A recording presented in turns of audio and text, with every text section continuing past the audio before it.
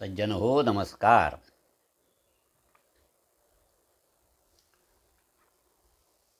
आज एका लेखाचं अभिवाचन आपण ऐकणार आहोत. प्राध्यापक शरदचंद्र कुलकर्णी यांचा हा लेख आहे आणि हा लिहिलेला आहे 21 जानेवारी 1984 रोजी. पुस्तकाचं नाव आहे पूर्णत्वाचे प्रवासी. या नावातच सर्व काही आलं. आजपर्यंत आपण त्यांचे बरेच लेख ऐकले. आजचा लेख वाचून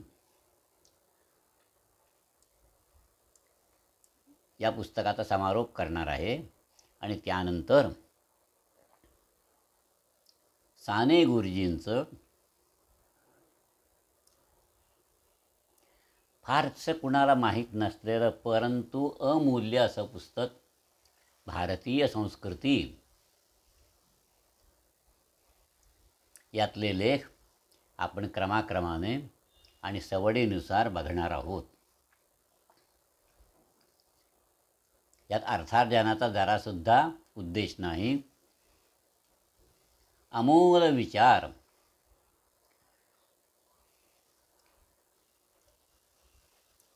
असंख्य श्रोत्यांपर्यंत पोचवावेत एवढाच हेतू आहे,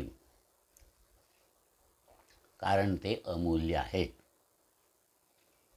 आजचा विषय आहे सहजीवन कसं आणि कुठे.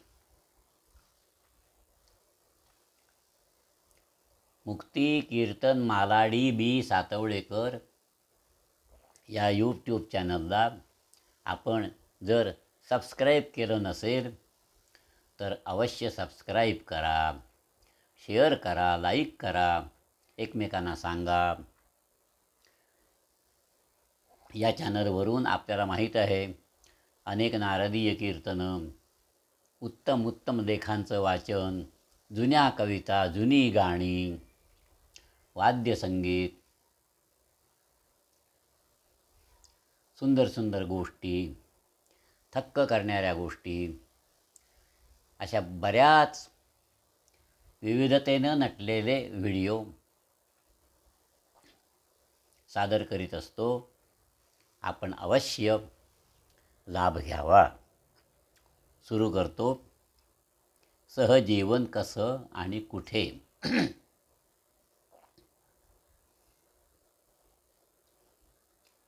कुलकर्णी सर लिहितात, आज पुण्याहून मला पत्र आलं आहे. तिथल्या टिळक स्मारक मंदिरात एक परिसंवाद होणार आहे आणि तिथे बोलायचं आहे. निमंत्रण अशासाठी आहे, सहजीवन आणि नवीन कुटुंब व्यवस्था या विषयावर बोलायचं आहे. पुणे ना हे वेड्यांचं माहेरघर आहे. त्यातले काही जण भारताच्या पुरातन परंपरेतले तज्ज्ञ आहेत, पंडित आहेत, तर काही येणाऱ्या नव्या शतकाची तयारी करणारे शास्त्रज्ञ पण आहेत. या पुण्यात जसे कर्मठ वेदाध्यायी ब्राह्मण आहेत, तसेच आगरकर, फुले यांच्यासारखे समाजसुधारकसुद्धा आहेत. या पुण्यात ओरिएंटल स्टडीजची इन्स्टिट्यूट आहे आणि फिल्म इन्स्टिट्यूटसुद्धा आहे.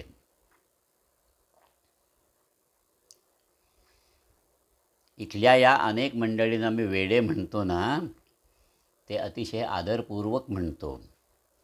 कारण एक एक ध्यास घेऊन त्याचा पाठपुरावा सतत आयुष्यभर करणारी ही मंडळी आहेत. त्यांना ते वेड आहे आणि ते वेडे आहेत आणि म्हणून पुण्याचं नाव पुण्यपत्तन आहे, म्हणजे पुण्यनगरी आहे, पुण्याचं शहर.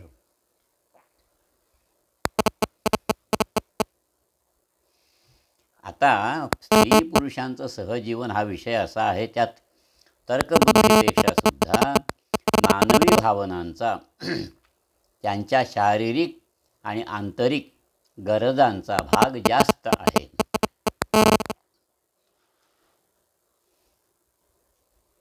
पुरुषाला स्त्रीची गरज कशासाठी लागते किंवा स्त्रीला पुरुषाची गरज कशासाठी लागते?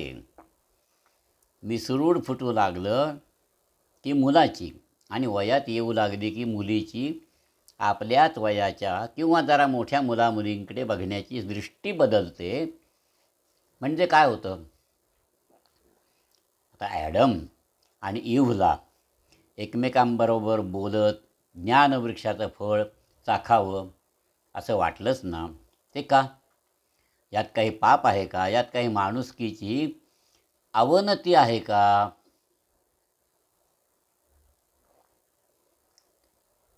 मला वाटतं यात काही पाप नाही, अवनती नाही. हा पूर्णत्वाच्या प्रवासातला एक महत्त्वाचा टप्पा आहे.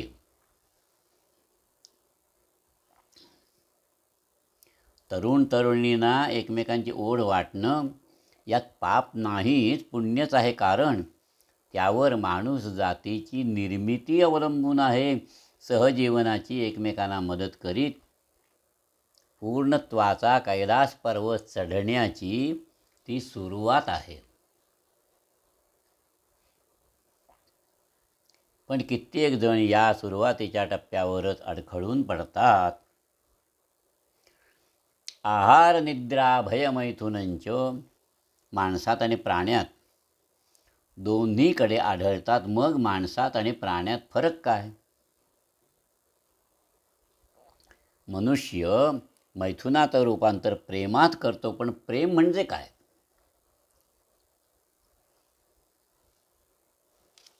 हिंदी सिनेमात प्रेम दाखवण्याचे प्रकार साधारण ठरलेले आहेत. झाडांच्या रांगेतून नायक नायिका पळापळीचा खेळ खेळतात, गाणं गात गात नदीच्या किंवा समुद्राच्या काठी नाच करतात आणि काही बुड्ढे लोक म्हणतात, काय हा तमाशा? पण सहजीवन हे दिवस रात्र घालवायचं असतं. त्यात विविधता लागते आणि त्या विविधतेला निसर्गाची साथ लागते. इतर मित्रमैत्रिणींची थट्टा लागते आणि अनेक बुढ्ढ्या लोकांच्या विरोधाचं लोणचंसुद्धा लागतं.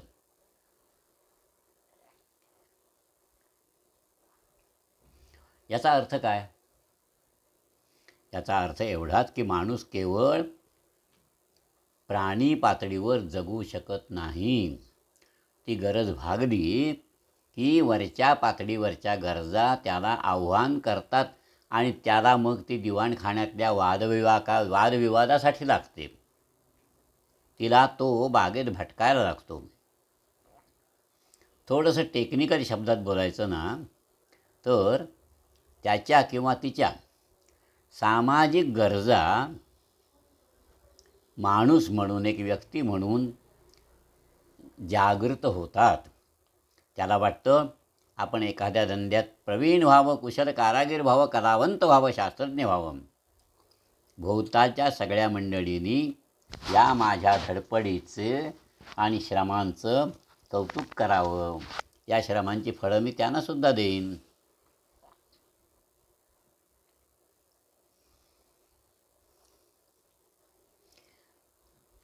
ब्रह्मचर्याश्रमात जी वैयक्तिक शरीराची वाढ होते, बुद्धीची वाढ होते, ती गृहस्थाश्रमात अनेक शाखांनी फुलते आणि या अनेक शाखांची वाढ व्यक्तीच्या अनेक गुणांची, त्याच्यातल्या निरनिराळ्या अंगांची वाढ होण्याकरता गृहस्थाश्रम म्हणजेच स्त्री पुरुषांचं सहजीवन.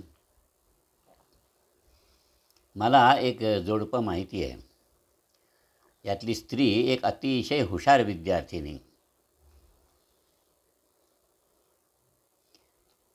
ज्यावेळी स्त्रिया सहसा सायन्स कोर्स घेत नसत त्या काळात ती BScला पहिल्या वर्गात पास झाली. तिच्या नातेवाईकाने तिला सांगितलं, आता हवं तर पुढे शिक. पण तिने आपण होऊन पुढे शिकणार नाही असं सांगितलं. आम्हाला कळेच ना ही असं का म्हणते. नंतर काही वर्षांनी कारण कळलं. तिचं ज्या तरुणावर प्रेम होतं ना तो त्या BScच्या परीक्षेत नापास झाला होता. पण ही बाई चिकाटीची. त्या तरुणाच्या मागे लागली. तिनं त्याच्याकडून अभ्यास करून घेतला, त्याला MSc केलं आणि नंतर त्याच्याबरोबर लग्न केलं.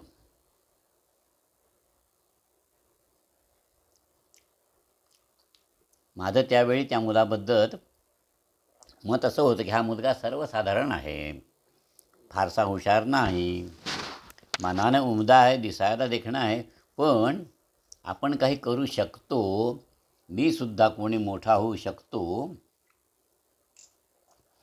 अशी जिद्द त्याच्यात नाही. आणि त्याच्या लग्नानंतर हे जोडपं आम्हाला अनेक वेळा भेटलं. त्या दोघात खूप बदल झाला होता. तो मुलगा आता एक यशस्वी मॅनेजर होता. त्याच्या बोलण्या चालण्यात, त्याच्या अंगविक्षेपात, प्रत्येक अंगविक्षेपात आत्मविश्वास होता. आता लग्नाच्या सुरुवातीच्या काळात बायको नोकरी करत होती संसाराला मदत म्हणून. आता तशी मुळीच गरज नव्हती. आणि हा आत्मविश्वास, हे यश, याचं मूळ कारण आपली बायको हे तो तरुण आनंदाने मान्य करीत होता. अर्थात अशी उदाहरणं अनेक आहेत. एकमेकांना धीर देत पूर्णत्वाचा प्रवास करण्याचं सामर्थ्य एकमेकांना देत देत ज्यावेळी एखादं दाम्पत्य जगत असतं ना, त्यालाच मी स्त्री पुरुषांचं सहजीवन असं म्हणतो.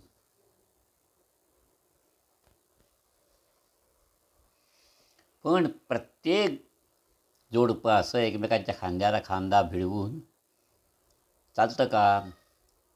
जुनी पद्धत तर अशी की स्त्रीनं पुरुषाच्या मागून चालायचं, ते सुद्धा खाली मान घालून. पुरुषाचे फक्त पाय तिनं बघायचे आणि त्यानुसार चालायचं.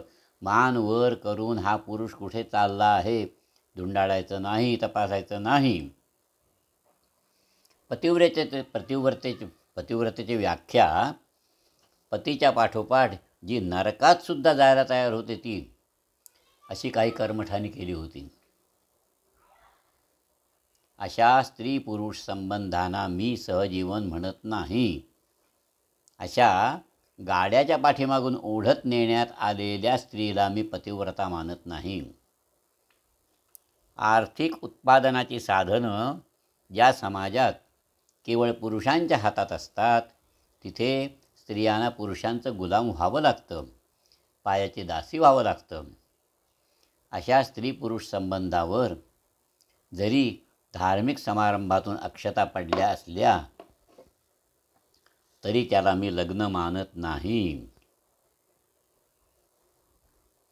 सहजीवनात स्त्री ही दासी नसते, सखी असते, मैत्रीण असते आणि पुरुष हा मित्र असतो, सखा असतो. मला असंही एक जोडपं माहिती आहे की त्यातली स्त्री शिक्षण खात्यात मोठ्या हुद्द्यावर काम करते आहे. ती हुशार आहे, कर्तबगार आहे. तिचा नवरा दुसऱ्या एका सरकारी खात्यात नोकरीला आहे, पण खालच्या दर्जाच्या. आज या स्त्रीला तिच्या हुद्द्याप्रमाणे खात्याकडून मोठा ब्लॉक मिळाला आहे, मोटार आहे, नोकर चाकर मिळाले आहेत. आता ती तिच्या नवऱ्यासकट, मुलांसकट त्या सगळ्या सोयी उपभोगते आहे. अर्थात तिच्या कामासाठी तिला दिवसाचा बराच वेळ बाहेर काढावा लागतो, दौऱ्यावर जावं लागतं, रात्रीच्या पार्ट्यांना हजर राहावं लागतं. आणि नवऱ्याची ऑफिसची ठराविक ड्युटी संपली की तो घरी येतो आणि मग घरची अनेक कामं सांभाळतो. मुलांची देखभाल, त्यांच्या अडीअडचणी, नातेवाईक येतात, पाहुणे येतात, त्यांची सरभराई, हे सगळं नवरा बघतो. आता माझ्या काही मित्रांना चित्र खटकतं. त्यांना वाटतं की जणू ही बाई पुरुषाची भूमिका घेते आहे, त्या नवऱ्याला तिनं दास केलं आहे. पण मला मात्र त्या दोघांचा एकमेकांबद्दलचा आदर ठाऊक आहे. नवऱ्याचं तत्त्वज्ञानाचं, धार्मिक ग्रंथांचं वाचन मनन चालू असतं आणि त्यातून निर्माण झालेला शहाणपणा या बाईच्या अनेक वेळा उपयोगी पडतो आणि ही बाई मान्य करते, आनंदाने मान्य करते. तिला अभिमान वाटतो. त्यांच्या दोन्ही मुलांना आपल्या आईवडिलांबद्दल आदर आहे, प्रेम आहे. पण अशा तऱ्हेचं सहजीवन सगळ्याच पुरुषी अहंकाराला सहन होतं असं नाही. मी पुण्यात SP कॉलेजमध्ये शिकत होतो. त्यावेळची एक करुण कथा आहे. कॉलेजमध्ये मेसमध्ये जेवणाचा कंटाळा आला. थोडे पैसे वाचावेत म्हणून मी एका कुटुंबात जेवायला जात होतो. कुटुंब होतं एका गोव्यात जन्मलेल्या कॅमेरामनचं. याने अनेक मोठ्या मोठ्या फिल्म डायरेक्टर्सबरोबर काम केलं होतं. गोव्यात सहसा न आढळणाऱ्या गोऱ्या रंगाचा हा एक यशस्वी कलाकार होता. पण सततच्या रात्रंदिवस कामामुळे म्हणा, अन्य काही कारणामुळे म्हणा, तो 40 वर्षांचा असतानाच त्याची दृष्टी गेली.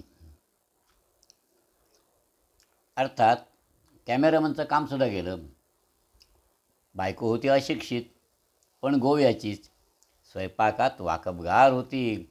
नवऱ्याचं काम गेलं ती त्याला म्हणाली, तुम्ही काही काळजी करू नका, मी छान स्वयंपाक करीन, आपण लोकांना जेवायला घालू आणि त्या व्यवसायातून पैसे मिळवू.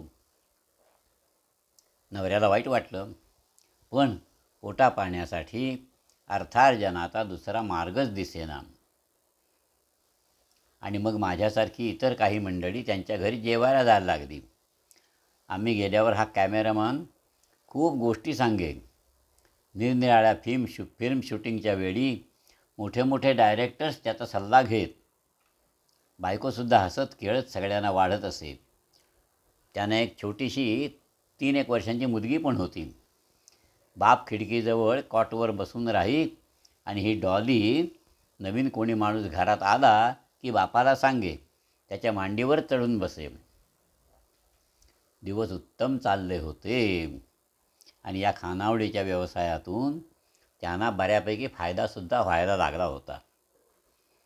पण तरीसुद्धा दृष्टी नसलेल्या या डोळ्यांना बायकोचं आणि तिच्याबरोबरच्या लोकांचं हसणं खुपायला लागलं. कधीकधी त्या निस्तेज डोळ्यात मला एकाच वेळी कीव आणि अंगार दाटलेला दिसे. आणि यातच भर पडली एका पोलीस सब इन्स्पेक्टरची.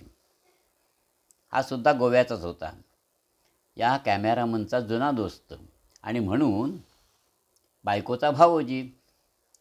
तर हा भावोजी या कॅमेरामनला भेटायला येत असे आणि नवीन कोणी खानावळीसाठी ग्राहकसुद्धा घेऊन येईल. बऱ्याच वेळा जेवत असे, त्याचे पैसे बायकोकडे देईत. पण का कुणास ठाऊक या भावोजीवरून या नवरा बायकोंची भांडणं व्हायला लागली. हळूहळू संशयाचं पिशाच्य खूप मोठं झालं. इतरसुद्धा कोणी जेवणासाठी आला तरी या कॅमेरामनच्या चेहऱ्यावर एक नैराश्य दिसायला लागलं. घरात बाहेरचं कोणी नसलं तर या नवरा बायकोंचं कडाक्याचं भांडण चाले. आमच्यासारखं कोणी गेले की शाब्दिक भांडण बंद होईल, पण भावनांचा संघर्ष डोळ्यातून व्यक्त होतच राहिला होता. त्यामुळे काय झालं, हळूहळू लोक पण जेवायला जायचे बंद झाले. काही वर्षानंतर मी ऐकलं की त्या कॅमेरामनने आत्महत्या केली आणि शेजारच्या लोकांनी त्या बाईला कुलटा ठरवली. ती बाई खरंच नीच होती का, कुलटा होती का, स्वार्थी होती का? खरं तर नवऱ्याच्या पडत्या काळात कंबर कसून जमिनीत रुतलेलं संसाराच्या रथाचं चाक वर काढण्यासाठी ती पुढे सरसावली होती. सहजीवन म्हटलं तर नवरा 24 तास घरातच होता आणि तरीसुद्धा सहजीवनाला गोडी आणणारी आंतरिक भावना, एकमेकाबद्दलचं प्रेम, आदर नाहीसा झाला होता. ती रथाची दोन्ही चाकं चिखलात अधिक अधिक रुतत गेली होती. कसं आहे, शेवटी नवरा आणि बायको एकमेकांच्या बरोबर किती वेळ घालवतात यापेक्षा तो कसा घालवतात महत्त्वाचं नाही का?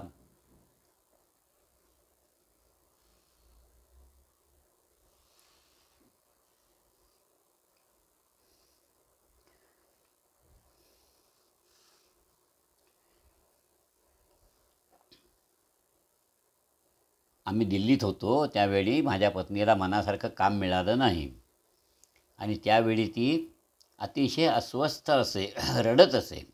तिच्या मनाची तडफड होत असे. आपल्या शिक्षणाचा, बुद्धीचा काही उपयोग समाजाला होत नाही, सगळं व्यक्तिमत्व गंजून जातं आहे असं तिला वाटत असे. आणि दिल्लीची नोकरी सोडून मी मुंबईची नोकरी पत्करली ना, त्यामागे तिचे हे अश्रू हे कारण होतं. आणि मग मुंबईत आलो. विशेषतः अलीकडे तिचं काम खूप वाढलं. रात्री ती बऱ्याच वेळा थकलेली असते आणि पहाटे उठते, कॉलेजमध्ये द्यावयाच्या व्याख्यानाची किंवा संशोधनाची तयारी करते. आणि मग कित्येक वेळा मी सुद्धा तिच्या पाठोपाठ उठतो. दिवाणखाण्यातल्या खुर्चीत बसून आम्ही चहा घेतो. त्याच वेळी त्या 15-20 मिनिटात आमच्या अनेक विषयावर गप्पा सुरू होतात. अगदी मानसशास्त्र, नवीन संशोधन, मुलांचं भवितव्य, सगळे विषय. पण कितीतरी वेळा आम्ही काहीच बोलत नाही. चहाचे घुटके घेत घेत फक्त एकमेकांच्याकडे पाहत बसतो. अंतर्मनात एकमेकाबद्दलचं प्रेम भरत असतो.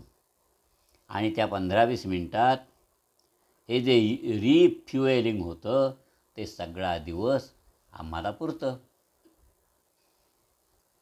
बऱ्याच वेळा गंमत काय होते, प्रेम आणि स्वामित्व या दोन संकल्पनांची गल्लत होते.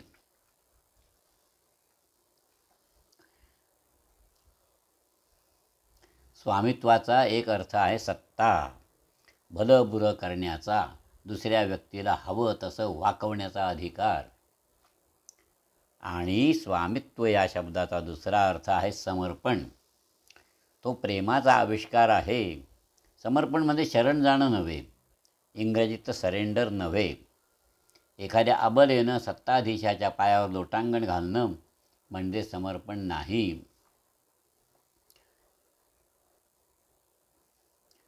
अर्पण आहे, दान आहे, पण ते सुद्धा सम असलेलं, सम अर्पण. त्या अर्पणात सुद्धा संतुलन आहे, बॅलन्स आहे. आणि हाच सम संगीतात आहे, संघटनेत आहे. समर्पण भक्त देवासाठी करतो, देव भक्तासाठी करतो, कारण भक्त आणि देव एकत्र एकरूप असतात. या समर्पणाचा अर्थ बायकोनेच स्वतःचं व्यक्तित्व नवऱ्याच्या हौशी खातर नाहीसं करणं असा होत नाही. या समर्पणाचा अर्थ दोघांनी एकमेकांना पूरक बनावं आणि दोघांच्या व्यक्तिमत्वाचा विकास साधावा असा अर्थ आहे. परंतु होतं काय, प्रेमाचं नातं जे समर्पणाशी आहे ते तोडून सत्तेशी आणि अधिकाराशी जोडण्याचा प्रयत्न काही नवरे करतात. मला असा एक नवरदेव माहीत आहे. लग्नापूर्वी आणि लग्नानंतरसुद्धा काही काळ त्या स्त्रीला असं वाटलं की हा नवरदेव किती प्रेमळ आहे. तो सगळा वेळ आपल्या भोवती फिरतो, आपल्या हातचं जेवण त्याला गोड लागतं. जरा माहेरी गेलो की लगेच फोन येतो, आपल्याशिवाय त्याचं पदोपदी नडतं. पण मग हळूहळू तिच्या लक्षात आलं, हे नवरदेव आपल्याला 4 दासींचं काम करायला लावत आहेत. आणि या प्रवृत्तीचा कळस झाला अपत्यप्राप्तीनंतर. ती स्त्री आता आई झाली होती आणि तरीसुद्धा हे नवरदेव नवरोबाच राहिले होते. त्याला त्या स्त्रीच्या प्रेमात त्या मुलाचाही वाटा नको होता. कित्येक वेळा असं होतं की स्त्रीसुद्धा अशीच पझेसिव्ह असते. आपला नवरा दुसऱ्या कुठल्या स्त्रीबरोबर बोलला की तिचा जळफळाट होतो. ती स्त्री त्या नवऱ्याचं सगळं करायला तयार असते, पण तिला तो पुरा स्वतःचाच नवरा हवा असतो. म्हणजे एखाद्या लोट्यातलं पाणी आहे की त्याच्यात दुसरा वाटेकरी आला तर आपल्या वाट्याला येणार नाही. कदाचित प्राणी पातळीवरील गरजा भागवण्याकरता लागणारं प्रेम त्या लोट्यातल्या पाण्यासारखं मर्यादित असेल, पण मानवी आणि देवत्वाच्या पातळीवरचं प्रेम अमर्यादित आहे. ही मर्यादा कुठे संपणार, कशी संपणार? सुरेख टिपूर चांदणं पडलेलं असावं, आमिर खानच्या गाण्याचे गंभीर सूर संतपणे येत असावेत आणि अशा वेळी पत्नीचा हात हातात असावा असं मला याही वयात वाटतं. आणि त्याच वेळी नातू बरोबर आला तर तुझी आजी त्याच्याबरोबरच खेळणार आणि ती आणि तुझ्या आईत मी आहे आणि दुळदुळ धावत आलास तर माझ्यावरचा तुझ्या आजीचा प्रेमाचा वाटा कमी होत नाही, तो वाढतोच. सौंदर्याचा आनंद, बुद्धीच्या विकासाचा आनंद, कलेच्या आविष्काराचा आनंद हा जितके भागीदार अधिक तितका अधिक मोठा नाही का? सहजीवनातलं हे तत्त्व बऱ्याच वेळा समजत नाही किंवा समजलं तरी उमजत नाही, कारण कुठेतरी पाय त्या प्राणी पातळीवरच अडकून पडलेले दिसतात. सौंदर्याच्या आनंदातसुद्धा आपण स्वामित्वाचं, सत्तेच्या अधिकाराचं विष मिसळवतो आणि बुद्धीच्या विकासाच्या आनंदालासुद्धा वैयक्तिक अहंकाराचा म्हणजे गर्वाचा दर्प यायला लागतो. कलेच्या आविष्काराच्या आनंदालासुद्धा घराण्याच्या परंपरेच्या कोत्या कल्पनांनी आपण खुजे करतो, तोटकं करतो.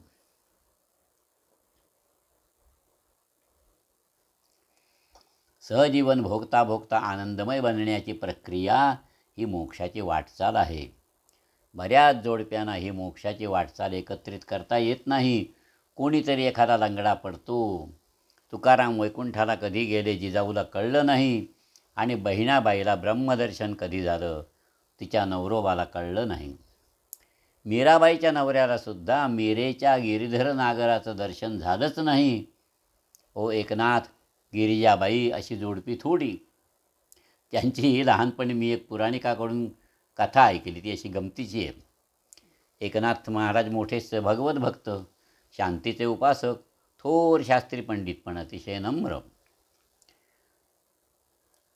टवाळ्या करण्याचं काम करणाऱ्या लोकांनी असं ठरवलं की त्यांना राग आणण्याचा प्रयत्न करायचा. त्यांचे विरोधक होतेच, पण त्यात त्यांना यश येईना. तेव्हा त्यांनी युक्ती केली. एक गरीब ब्राह्मण पकडला. त्याला मुलाचं लग्न करण्यासाठी पैशांची गरज होती. त्याला म्हणाले, तुला हवे तेवढे पैसे आम्ही देतो, पण एक गोष्ट कर, काही करून एकनाथांना राग येईल असं कर. ब्राह्मणाला वाटलं त्यात काय कठीण आहे. एकनाथांच्या ग्रंथाची निंदालारस्ती केली तर त्यांना राग येईल. तो ब्राह्मण सरळ एकनाथांच्या घरी गेला. एकनाथांच्या घरचा प्रघात होता. कोणी असा मनुष्य आला की त्याला जेवायला ठेवून घ्यायचं. ब्राह्मणानं गेल्या गेल्याच एकनाथावर टीकास्त्र सोडलं, पण एकनाथ महाराज काही रागावले नाहीत. मग जेवणाची वेळ झाली. ब्राह्मणाला सन्मानाने पाटावर बसवलं. एकनाथांच्या गिरिजेनं छान रुचकर पदार्थ केले होते, ते ती स्वतः वाढत होती. ब्राह्मणाला वाटलं या स्वयंपाकाची निंदा केली की बाईला राग येईल, तिला राग आला की एकनाथांनाही राग येईल. मग त्याने सुरुवात केली, हे सगळे पदार्थ कसे बेचव आहेत, गाढवाने सुद्धा खाण्याच्या लायकीचे नाहीत असं सांगायला सुरुवात केली. तरीसुद्धा पती पत्नी शांतच. तेव्हा मग ब्राह्मणाने एक अघोरी उपाय करायचा ठरवला. गिरिजाबाई वाकून वाढत होती. त्या ब्राह्मणाने तिच्या पाठीवर तुडी मारली. एकनाथ महाराज म्हणाले, सांभाळ हो, तो ब्राह्मण पडेल. ती गिरिजाबाई माऊली म्हणाली, तुम्ही निश्चिंत राहा, मी माझ्या हरिपंडिताला पाठीवर घेऊन वाढायची चांगली सवय केलेली आहे. त्या मुद्दाम त्रास देण्यासाठी आलेल्या ब्राह्मणाला सुद्धा मुलाच्या स्वरूपात बघणारी ती साध्वी आणि ते साधू एकनाथ हे जोडपं असं मोक्षाच्या प्रवासात सुद्धा एकत्र वाटचाल करू शकतं. अलीकडच्या काळातलं उदाहरण गांधीजी आणि कस्तुरबा. या बाने बापूजींबरोबर भंग्याचं काम केलं, लढ्याच्या वेळी मार खाल्ला, कैद पत्करली. एवढंच नव्हे तर बापूंना चरखा कसा चालवायचा शिकवलं. वयाच्या 40व्या वर्षी दोघांनीही एका अर्थानं ब्रह्मचर्याश्रम स्वीकारला. तरीसुद्धा मीराबेन म्हणजे मेरी स्लेड या ब्रिटिश युवतीला बापूंनी मुलगी मानलं, तर तेच नातं कस्तुरबाने सुद्धा पाळलं. कुठेच संशय नव्हता, हेवा नव्हता, आसक्ती नव्हती आणि सक्ती पण नव्हती. सर्वसाधारण जोडप्यांना हा मोक्षाचा प्रवास जमला नाही तरी किमान लग्नाच्या वेळी दिलेलं वचन धर्मेच अर्थेच कामेच नातिचरामी त्याने पाळावं अशी भारतीय संस्कृतीची अपेक्षा आहे. पतीने मिळवलेला पैसा, त्याचा जमीन जुमल्यावरचा हक्क हा केवळ त्याचा नाही पत्नीचाही आहे आणि केवळ 50% किंवा तत्सम टक्केवारी कायदा ठरविल त्याप्रमाणे नव्हे तर सहजीवनाच्या तत्त्वानं, सहधर्मचारिणी या नात्यानं जे जे काही पतीचं आहे ते सगळं पत्नीचं आणि जे जे काही पत्नीचं आहे ते सगळं पतीचं, ही भावना हा सहजीवनाचा आधार आहे. अर्थ आणि काम साधणं भोगणं हे या पूर्णतेच्या प्रवासातले पहिले काही टप्पे आहेत. स्त्री पुरुषांचं शारीरिक संलग्नतेचं नातं आणि अर्थ उत्पादनातल्या साथीदाराचं नातं रात्री दिवसाच्या काही क्षणापुरतं मर्यादित आहे आणि अमर्याद असतं ते धर्माचं नातं. ते नातं की यामुळे नवीन कुटुंब निर्माण होतं, वाढतं, पशुपक्षाप्रमाणे नव्हे तर मानवी धर्माप्रमाणे ज्यात मनाचा विकास आहे, विज्ञानाचा विकास आहे, आनंदमय बनणं आहे. आपल्या संस्कृतीत पूर्ण पुरुषाची कल्पना आहे. अलीकडल्या मानसशास्त्रज्ञ आणि भविष्यवेत्ते होल पर्सन ही संकल्पना मांडत आहेत. आपण ज्यावेळी पुरुष म्हणतो त्यावेळी त्याचा अर्थ शरीरात राहणारा. पुरीशेते इति पुरुषः, मेल किंवा फिमेल या दोन्ही या अर्थानं पुरुषच. या पूर्ण पुरुषाच्या संकल्पनेबाबत विचार करायचा झाला तर पुरुषांच्या आणि स्त्रियांच्या, पतीपत्नीच्या, आईबापाच्या संकल्पनेत ते सगळे चांगले गुण एकत्र आणून त्याचा जो एक संयोग होतो त्याला आपण पूर्ण पुरुषाची कल्पना म्हटलेलं आहे. म्हणजेच अर्धनारी नटेश्वर. पतीपत्नीचं सहजीवन यशस्वी झालं असं कधी म्हणायचं? त्यावेळी पती पत्नीची घर सांभाळण्याची, घरातली माणसं जोडण्याची, त्याचं संवर्धन करण्याची भूमिका पार पाडायला लागला आणि पत्नी पतीचं रक्षण करण्याचं, वेळ पडली तर अर्थार्जन करण्याचं, भोवतालच्या निसर्गाला मित्र बनवण्याचं काम करायला लागली की त्यावेळी दोघं एकमेक सहधर्मचारी झाले, पूरक बनले. पण हे शक्य आहे का की केवळ कविकल्पना आहे? मला वाटतं नवीन तंत्रविज्ञानावर आधारलेल्या युगात हे शक्य आहे. आजही अनेक सुशिक्षित तरुण बालसंगोपनाचं काम आनंदाने करतात आणि अनेक सुशिक्षित तरुणी शास्त्रज्ञाचं, संशोधनाचं उत्तम कार्यक्षम अधिकाऱ्याचं काम करतात. मग आजची पुरुष हाच एकमेव अर्थार्जन करणारा म्हणून त्याच्या सत्तेखाली चालणारी कुटुंब व्यवस्था, पितृसत्ताक पद्धती टिकेल का? बहुधा नाही, टिकू पण नये. मग कोणत्या पद्धतीची कुटुंब व्यवस्था येईल? कठीण आहे उत्तर देणं. पूर्वीसुद्धा या भारतामध्ये अनेक तऱ्हेच्या कुटुंब पद्धतीचे प्रयोग झाले आहेत. महाभारतात अनेक कुटुंब पद्धतीचे प्रकार आहेतच. एकपत्नीत्व आहे, बहुपत्नीत्व आहे. एवढंच नव्हे तर एकपतित्व आणि बहुपतित्वसुद्धा आहे. द्रौपदीचे 5 नवरे. लग्नापूर्वी मुलं झालेली कुंती आहे. आजन्म ब्रह्मचारी राहिलेला भीष्मसुद्धा आहे. आणि गंमत अशी की महाभारत ज्याने लिहिलं असं मानतात त्या व्यासमहर्षींचा जन्म एका ऋषीला एक मत्स्यगंधा पाहिल्यानंतर झालेल्या मोहाच्या क्षणात आहे. बर्ट्रांड रसेलचं ट्रायल मॅरेज, कॉन्ट्रॅक्ट मॅरेजसुद्धा आम्हाला नवीन नाही. आमच्या अनेक ऋषीमुनींनी अप्सरांबरोबर अशी लग्न लावलेली आहेत. इंटलेक्च्युअल कंपॅनियन, प्लॅटोनिक लव्ह हे तर आमच्या राधाकृष्णाच्या संकल्पनेतले महत्त्वाचे धागे नाहीत का? आम्ही कृष्ण रुक्मिणीच्या संकल्पनेचं जेवढं ध्यान करतो तेवढीच राधाकृष्णाची आराधना करतो.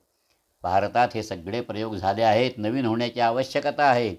पण हे सगळे प्रयोग करताना, व्यवस्था बांधताना मूळ ध्येय विसरून चालणार नाही. ध्येय आहे प्रत्येक मानवाला, स्त्रीला, पुरुषाला आनंदमय व्हायचं आहे, विश्वमानव व्हायचं आहे. अजून अशी कुटुंब व्यवस्था सापडलेली नाही. कुटुंबरचना कुटुंबव्यवस्था ही एका माणसाला त्याच्या माणुसकीचं संवर्धन करण्यासाठी केलेली व्यवस्था आहे.